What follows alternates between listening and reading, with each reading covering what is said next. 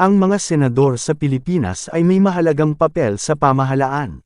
Sila ay bahagi ng Senado, na isa sa dalawang sangay ng Kongreso, ang isa ay ang House of Representatives o mababang kapulungan. Narito ang mga pangunahing tungkulin ng mga senador.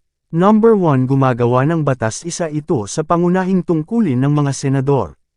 Kasama nila ang mga kongresista sa pagpanukala, pagtalakay, at pagpasa ng mga batas na ipinatutupad sa buong bansa. Number 2, nag-iimbestiga. May kapangyarihan ang Senado na magsagawa ng mga investigasyon, in aid of legislation, upang alamin ang mga isyu sa gobyerno at lipunan na maaaring mga ilangan ng bagong batas o rebisyon sa kasalukuyang mga batas.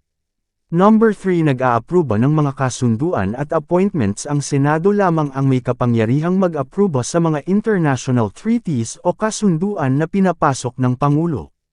Sila rin ay nagbibigay ng kumpirmasyon sa ilang mga appointment ng Pangulo, tulad ng mga miyembro ng gabinete.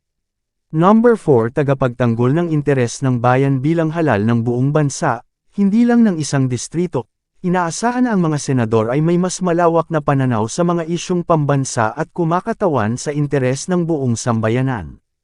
Number 5, paghuhusga sa impeachment cases kapag may opisyal ng gobyerno, HAL. Pangulo, Chief Justice, na na-impeach ng House of Representatives, ang Senado ang nagsisilbing hukuman na magpapasya kung dapat tanggalin sa pwesto ang nasabing opisyal.